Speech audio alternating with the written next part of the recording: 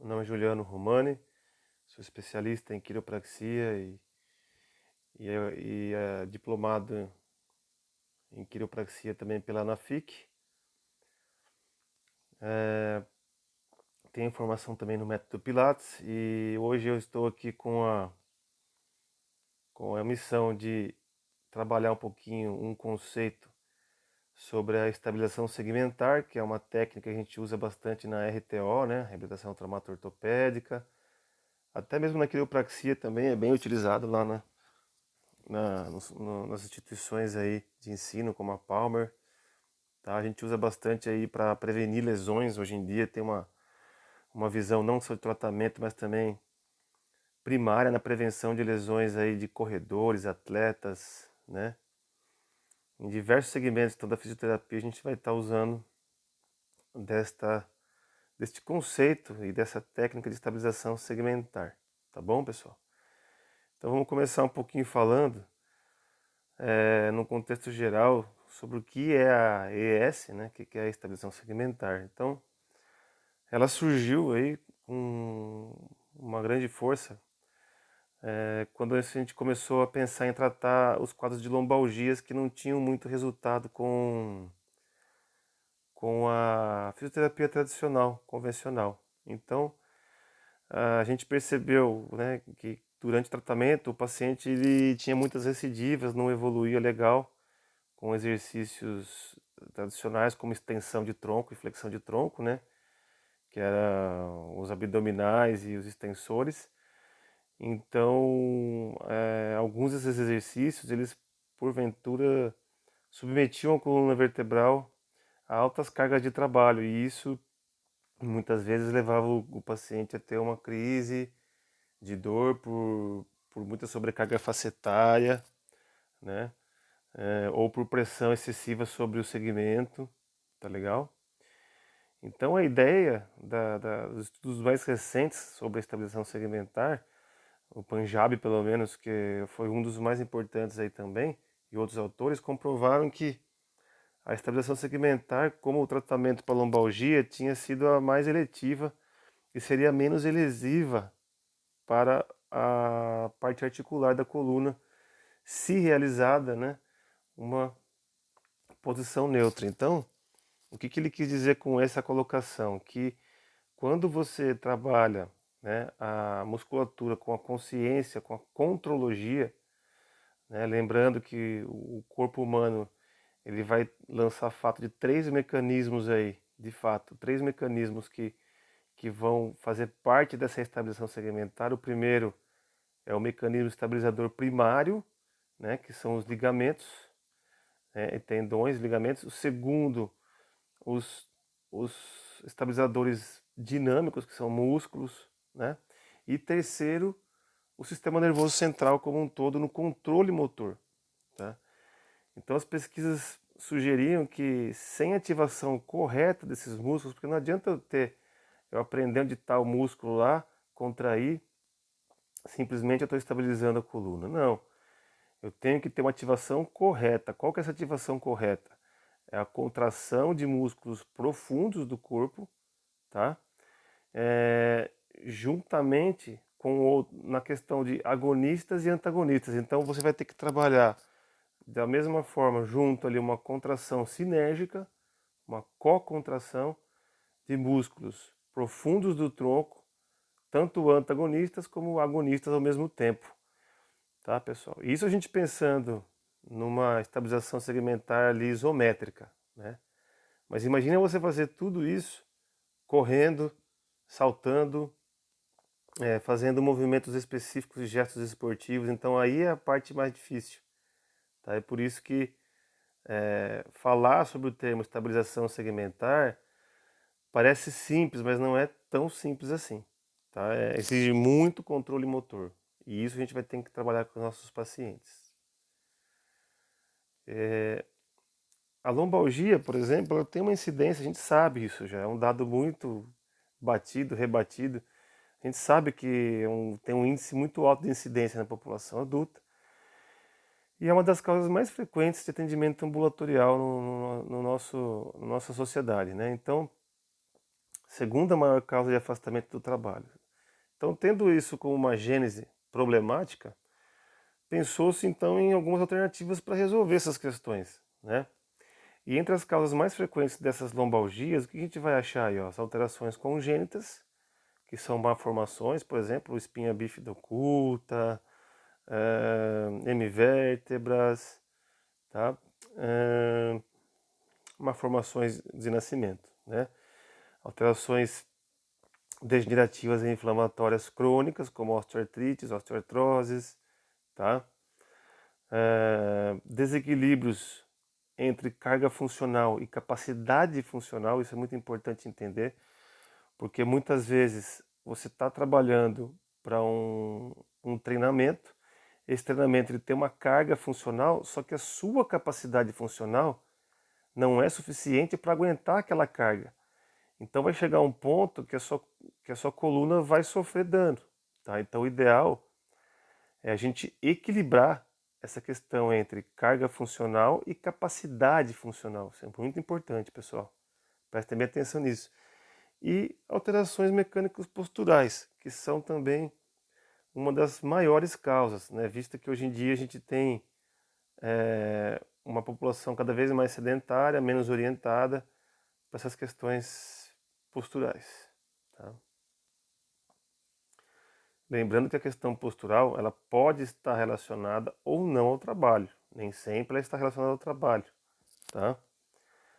Os exercícios realizados em prono, com extensão de tronco e dos membros inferiores, pode gerar quadros de recidiva. O que ele quis dizer aqui? Que se você fizer uma hiperextensão, né, você sair da posição neutra e fazer uma extensão, né, hiperextensão de tronco, juntamente com a extensão de quadril, você vai aumentar aí a sobrecarga sobre as facetas articulares e isso pode gerar recidivas dos quadros álgicos, tá?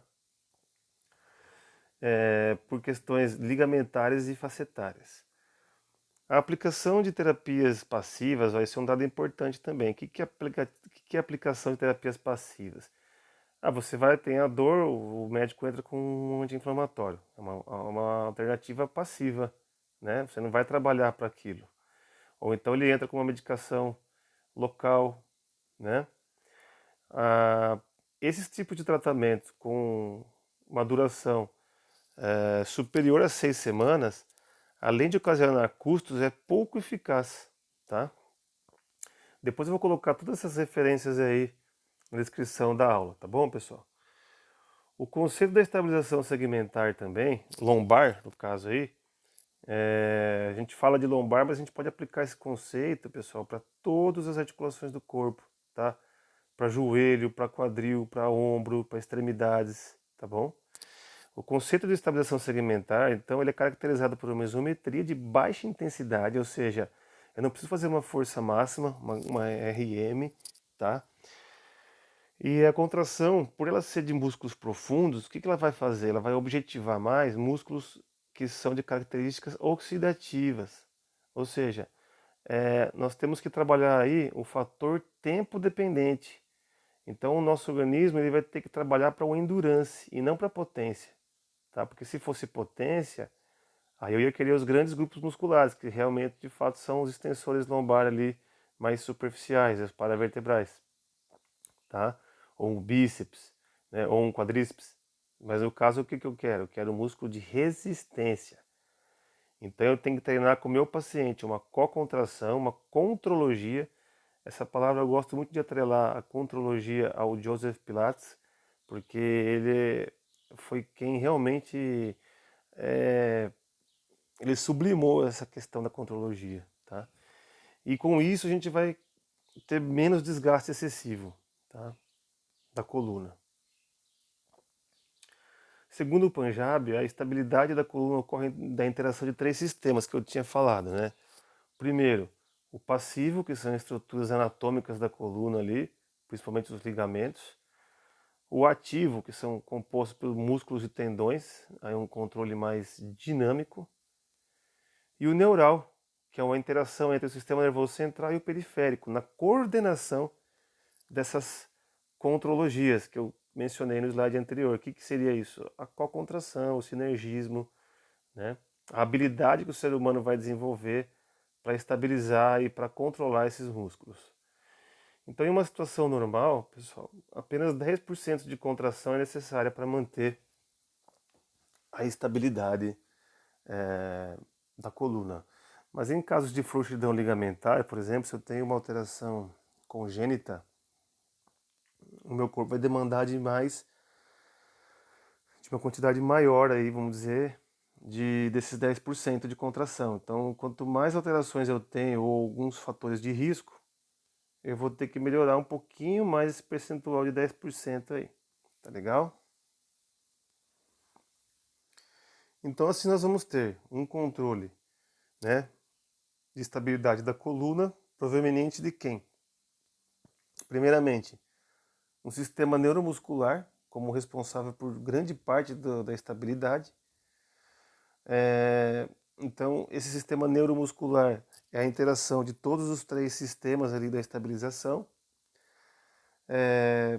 O Barr e outros autores definiram a estabilidade como um processo dinâmico, então veja bem, não é estático, não é uma coisa que você vai ter que fazer só parado, você tem que fazer isso de forma dinâmica.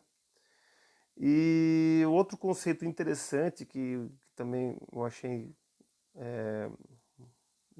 muito bom colocar aqui é o do Bergman, que propôs o conceito de diversos músculos com diferentes papéis na estabilidade, ou seja, eu tenho músculos que são mais globais, que conseguem produzir torque, um exemplo, o reto do abdômen, o oblíquo externo, a parte torácica do intercostal lombar, e tenho músculos locais, que são de controle segmentar.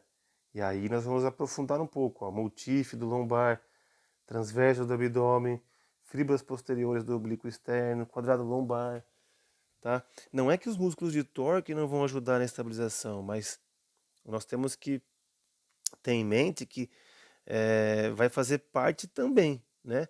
Então, não é que a gente não vai mais dar bola para reto abdômen, para extensores superficiais, mas uma maneira com que eles se contraem, sim, vai importar para a estabilidade da coluna. Então, os multífidos, né, o papel dos multífidos na estabilização segmentar, qual que é? Né? É fazer o controle do movimento em zona neutra ali, tá?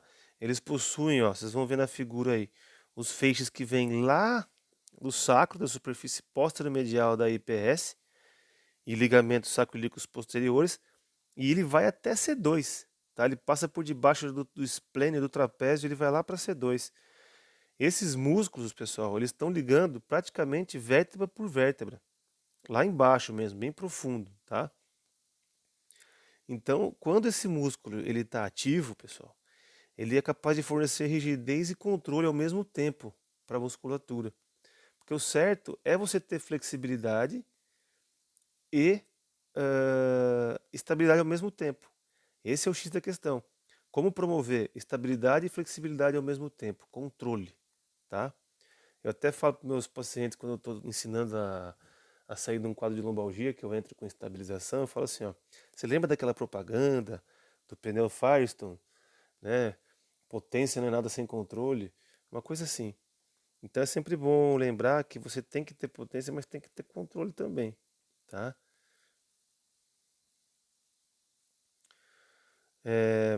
O outro autor também que dissertou sobre essa questão, né, e participou desse estudo, eles observaram que, ó, entre L4 e L5, o multífido lombar ele contribuiu para o aumento da rigidez segmentar resultante da contração e evidenciou forte relação com seu mau funcionamento, né, e com as recidivas álgicas. Então, quando eu tenho um multífido pobre, que eletromiograficamente não está respondendo ali às situações de proteção, eu começo a ter problemas discais.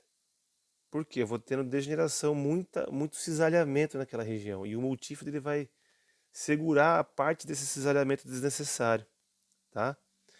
Então, outros estudos demonstraram também que após um quadro de lombalgia, o multífido lombar ele entra em disfunção. Então, toda vez que eu tenho dor, pessoal, isso aqui é muito importante, ó. Toda vez que eu tenho dor na lombar, o multífido ele entra num processo de inibição. Vocês lembram na faculdade que a gente aprendeu que lá, inibição recíproca? né? Por que que acontece isso? Eu tenho todo um input alterado ali do sistema entre meu cérebro, medula e músculos, tá? Onde a hiperatividade ali gama, né, de musculatura profunda, ela vai inibir esses músculos por hiperatividade dos superficiais. Então, quando eu tenho um superficial tenso, em espasmo por causa de dor, o profundo ele acaba inibindo por inibição recíproca, tá? Então, quando isso ocorre, né, até já tem casos que quando a gente vê exame, né, de ressonância, a gente vê lá lipossubstituição da musculatura paravertebral. Quando eu tenho um achado dessa magnitude, pessoal, onde eu tenho gordura infiltrando para dentro do músculo, que significa que ele está sem uso lá, ele está sem utilizar.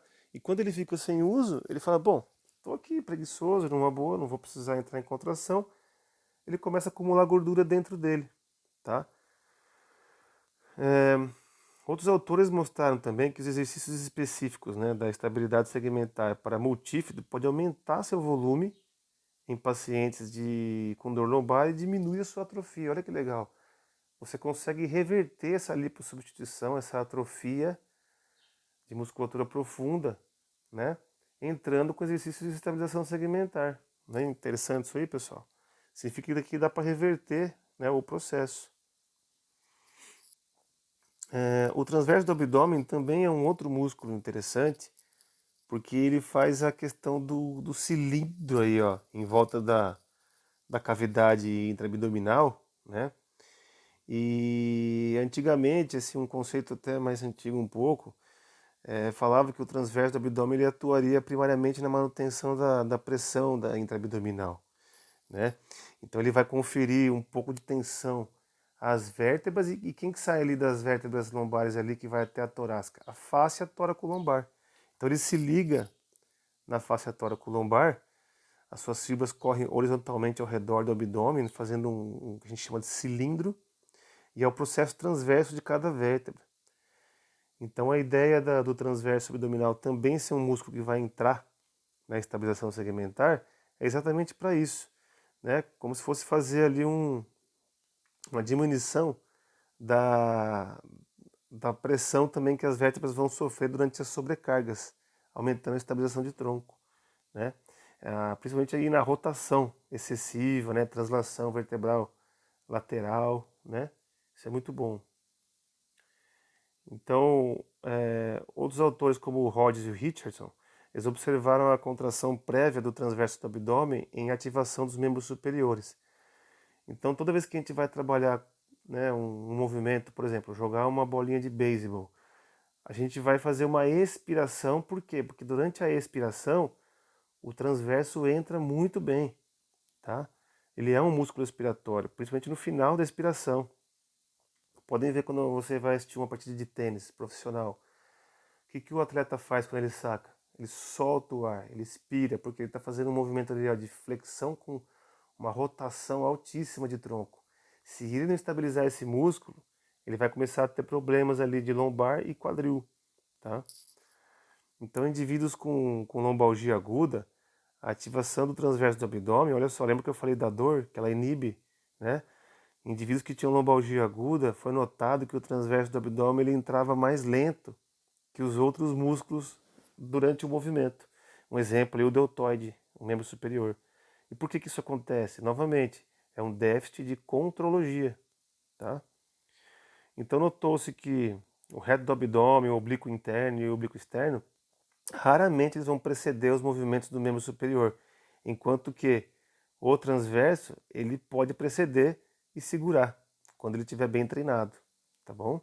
Então há diferenças nas funções entre os músculos superficiais e profundos na questão aí de estabilização do segmentar, né, do tronco. Esse é um papel fundamental, que é o papel da antecipação. Toda vez que a gente entrar com um músculo estabilizador prévio ao movimento que, entre aspas, teoricamente iria causar um desgaste, ele vai proteger esse sítio da lesão, vai proteger esse segmento.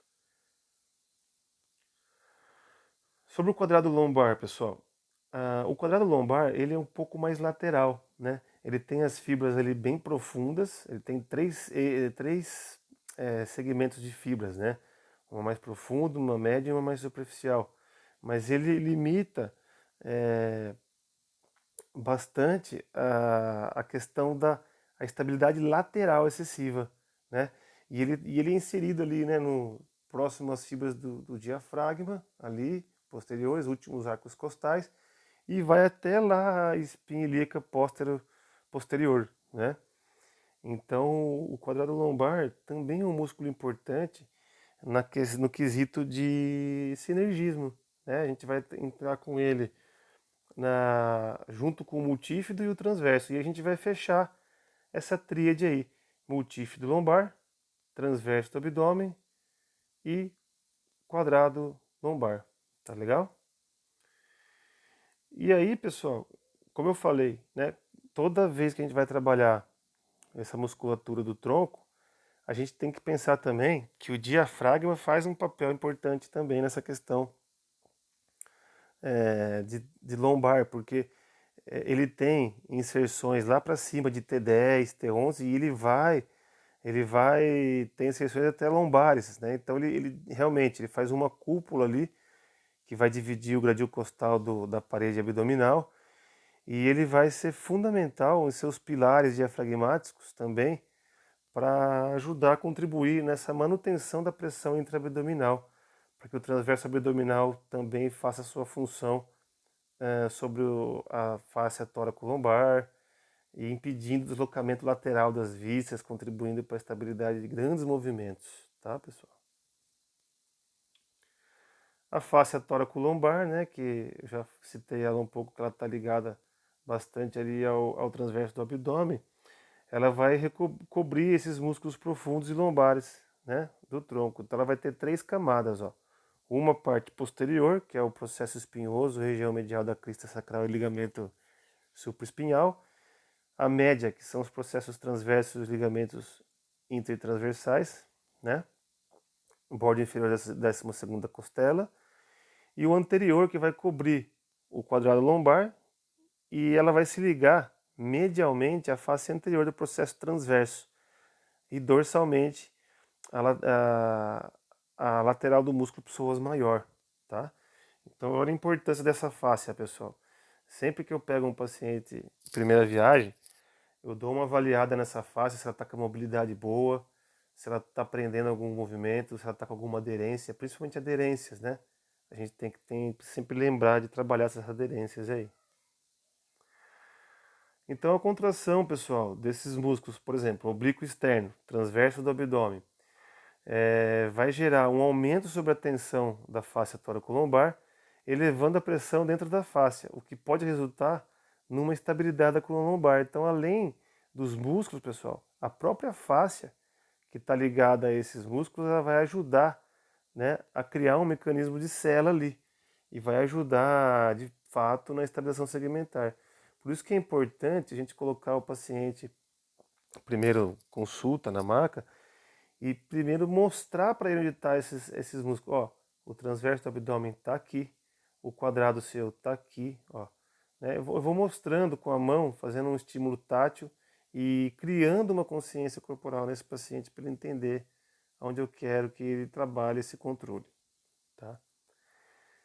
E nós temos mecanismos compensatórios nesses casos também de estabilização segmentar. No caso, sugere-se que os três sistemas de estabilização, né, que eu falei lá no início, o passivo, o ativo e o neural, o primeiro fator é que eles sejam interdependentes, eles não dependam um do outro, tá? Porque às vezes a pessoa tem um sistema muscular fraco, só que ele consegue compensar com uma contrologia, um controle neural muito bom, tá? Às vezes eu tenho uma frouxidão ligamentar ruim, ali muito avançada, mas eu tenho um músculo bom. Então, um mecanismo compensando o outro, né? Um fator compensando o outro. Se eu tenho um sistema neural bom, ele pode melhorar a dor desse paciente. Se eu tenho um sistema muscular bom, ele também pode melhorar. E se eu tenho um sistema ligamentar bom, ele também melhora, tá? Então, nós temos três vertentes que a gente pode estar trabalhando aí com esse paciente, tá legal? Bom, a instabilidade ela pode ser resultado de uma lesão tecidual, né? Tornando um segmento mais instável, com força e resistência insuficientes ou com um controle muscular pobre. Essa é a definição de estabilidade que eu coloquei aqui nesse slide, é exatamente isso, ó. Diminuição da capacidade de estabilizar os sistemas da coluna para manter as zonas neutras dentro dos limites fisiológicos, sem deformidade, sem déficit neurológico ou sem dor e incapacidade. Correto, pessoal? Às vezes a gente fica com esse paciente que chega para nós na clínica com dor lombar e a gente começa a fazer analgesia, analgesia, analgesia.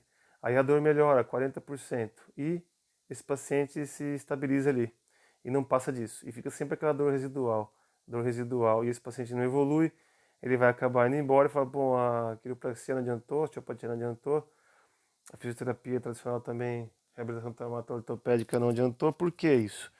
Porque, às vezes, pessoal, trabalhando a musculatura de forma correta, você também vai inibir os mecanismos de dor. Tá? Então, às vezes, a gente tem que pensar que quando a gente estagnar, onde a parte analgésica, a instalação da atrocinemática, as fixações já se esgotaram, aí está na hora de você entrar de fato com o início do exercício de estabilização. Lembrando que a gente tem vários graus de exercícios de estabilização, né? Várias dificuldades, a gente vai caminhando, progredindo conforme o andar da carruagem. Os mecanismos compensatórios. Nós temos aí, ó, como compensação, etiologia da inibição do multífido lombar, né? O que pode causar essa inibição do multífido? Já citei algumas coisas, né? Uma delas é o déficit neurológico de controle motor, falta de uso, né? Na verdade. Desordens funcionais, né? Você tem alguma função ali limitada, né? Alguma amplitude de movimento restrita, subluxações vertebrais, né? Deformação de ligamentos e discos induzidas por cargas excessivas, dessensibilização dos mecanoreceptores teciduais. A longo prazo, a disfunção muscular pode levar a um estado crônico de lombalgia, lesão adicional de mecanoreceptores e inflamação do tecido neural. Uma vez que eu tenho tudo isso, pessoal, dor, o que acontece? Inibição da musculatura profunda. Guardem sempre isso. Então, vou falar um pouquinho sobre os exercícios então da estabilização. Eu peguei aqui lombar, mas a gente pode, como eu falei, usar esse conceito para todas as articulações, tá? Mas o McGill, por exemplo, ele concluiu que os exercícios em série para lombar, realizados em aparelhos com carga, podem produzir herniações. Olha só, esse é um estudo que comparou, né? Músculos mais fortes parecem não ter o valor profilático na redução dos problemas lombares. Músculos profundos com mais resistência, sim. Estes são os que têm evidência que são realmente os protetores da coluna lombar. Tá? Maior mobilidade lombar, ao contrário do que se pensava, pode aumentar a chance de problema do segmento. Quando eu falo isso, pessoal, a gente tem que entender o seguinte: o que é uma mobilidade normal e o que é uma mobilidade excessiva. Então vamos pensar assim, ó, uma hipermobilidade lombar, você exagerar na mobilidade, ela pode realmente, de fato, né, aumentar a sua chance de problemas no segmento. Então a chave do sucesso é desenvolver exercícios de cocontração. Cocontração significa contrair o agonista e o antagonista do tronco ali, tá? Sinergicamente, dos estabilizadores em caráter de endurance, pessoal. Então lembra que a gente vai trabalhar fibras vermelhas, ricas em oxigênio, musculaturas finas, que tem uma contração mais lenta, tá? E em virtude da importância das evidências, né, sobre os músculos locais, transverso do abdômen, o tífido lombar e o quadrado lombar, sugere-se focar a atenção nesses músculos. Tá? Então o desenvolvimento do ES, da ESL lombar, né, estabeleceu que a prática deve ser incorporada no tratamento das disfunções lombares. Exercícios para fortalecimento dos músculos locais também têm sido aplicados na reabilitação do ombro, por exemplo, manguito, ombros da cintura escapular. Então, fornecer proteção e suporte para a articulação por meio de controle fisiológico e, principalmente, transacional excessivo do movimento. Tá legal? Aqui eu coloquei uma diferença, né, entre músculos globais e músculos locais, tá? Então, olha só, o músculo global, que ele é um músculo mais glicolítico, com fibras mais brancas, ele tem um torque e uma velocidade muito forte, tá? Já o músculo local, profundo, eles são ele tem pouca capacidade de excursão, tá? E em relação ao músculo global também, ele tem uma grande capacidade de excursão. Então vamos comparar aí, a gente comparar o gastrocnêmio, que é uma fibra mista, né? Mas também potente, com o sólio. O sólio, ele tem muito menos excursão do que o gastrocnêmio, tá? Os músculos locais são mais profundos e promovem mais estabilidade. Os globais são feitos para movimento articular, tá? E também, outra questão é na característica do exercício que você vai trabalhar. Então, o exercício dinâmico ele serve mais para global e o isométrico ele é muito melhor para os músculos profundos, né? Tudo bem? A gente pode entender também exercícios dinâmicos como o exercício de contração concêntrica e excêntrica, né? E aí os isométricos ficariam para os músculos estabilizadores. Uma isotônica, né? Então, falar um pouquinho sobre a cocontração, tá? Então, qual que é a importância dessa cocontração e a estabilidade? O que elas têm a ver uma com a outra, né? O importante a gente saber, pessoal, é que promover a estabilidade só através dessa contração entre agonista e antagonista de forma sinérgica não vai resolver o problema da minha dor, tá? Porque além dessa cocontração, eu preciso ter um timing para realizar isso aí, um treinamento, tá? É a mesma coisa que você fala para o paciente, ó, contrai junto todos os músculos do tronco e relaxa, tá? É um dos tipos de comando verbal que eu passo, né?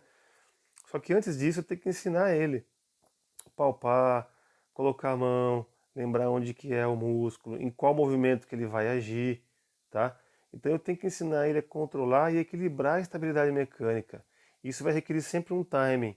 Então, assim, vamos colocar aí uma média de 60 a 90 dias para que esse treinamento fique um pouco afinado, tá? E eu posso usar também, pessoal,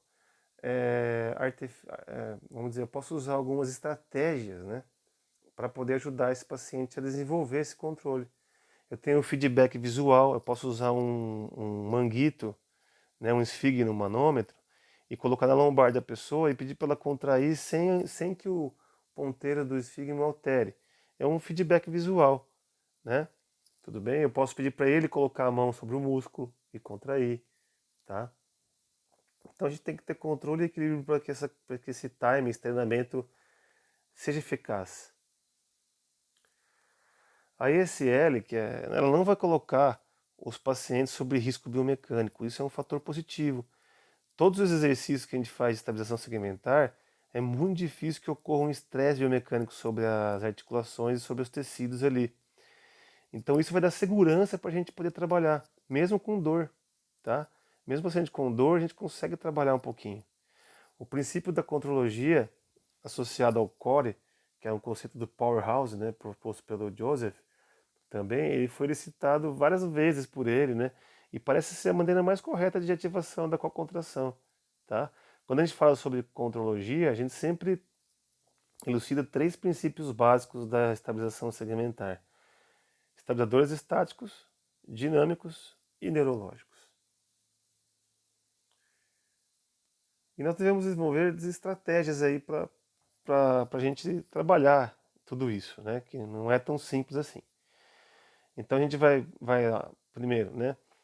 Demonstrar e palpar o músculo que a gente vai querer que ative, o momento que a gente quer que ele ative, né?